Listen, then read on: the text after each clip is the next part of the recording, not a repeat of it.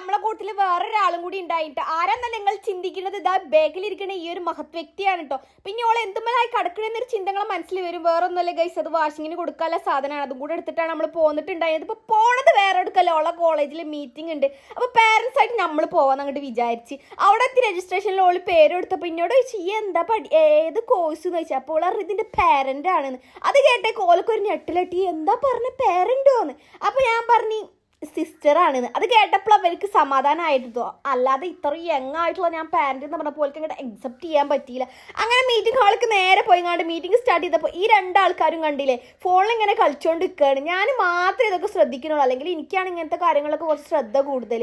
അങ്ങനെ കുറച്ച് കഴിഞ്ഞാൽ നമുക്ക് ടീയും അതേപോലെ തന്നെ ഈ ടീ കേക്കും കൊണ്ടു തന്നിട്ടുണ്ടായിരുന്നു. ഇവർക്ക് രണ്ടാക്കും വേണ്ടാത്തോണ്ട് ലാസ്റ്റിന്റെ തലയിൽ തന്നെ ഇതായിട്ടുണ്ടായിരുന്നു. 2-2.5 മണിക്കൂർ സഹനത്തിന് ശേഷം നമ്മളെ മീറ്റിംഗ് അവസാനിച്ചിട്ടുണ്ടായിട്ട് അപ്പോഴാണ് ഒരു റാഹത്ത് മനസ്സിലേക്ക് അങ്ങോട്ട് വന്നത്. ഇത്രയും നേരം കേട്ട് നിന്നതല്ലേ, അപ്പൊ അങ്ങോട്ട് നല്ലോണം വിശന്നിട്ടുണ്ടായിരുന്നു. നേരെ നമ്മൾ ഇന്ത്യൻ മാൾക്ക് വിട്ടിട്ടുണ്ടായിട്ടോ. പിന്നെ ഈ ചെങ്ങായി എന്താ ഇങ്ങനെ ഡിപ്രഷൻ അടിച്ചിരിക്കുന്നത് വെച്ച് കഴിഞ്ഞാൽ നമുക്കറിയില്ല. പിന്നെ ഡിപ്രഷൻ കൂട്ടാൻ വേണ്ടിയിട്ട് മിസ്റ്റർ ഹസ്ബൻഡ് കുറച്ച് അങ്ങോട്ട് മോട്ടിവേഷൻ കൊടുക്കുന്നുണ്ട്. അത് അങ്ങനെ നമ്മൾ ഓർഡർ ചെയ്ത സാധനങ്ങളൊക്കെ എത്തി. ജ്യൂസ് അടിപൊളിയാണ്, പക്ഷെ നമുക്ക് പാളിപ്പോയതാ ഇവിടെയാണ്.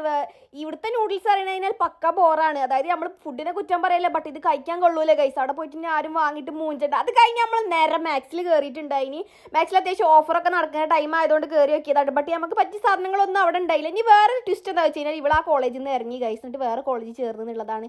പിന്നെ നമ്മൾ പോരുന്ന വൈക്ക് ഓളെ വീട്ടിലാക്കി കൊടുത്തു റംബൂട്ടാനും വാങ്ങിയിട്ട് നേരെ പോരേ പോന്നിട്ടുണ്ടായി. സോ ഗൈസ് ഇന്നത്തെ വീഡിയോ ഇത്രത്തിനുള്ള വേറെ വീഡിയോ. പിന്നെ ബൈ ബൈ.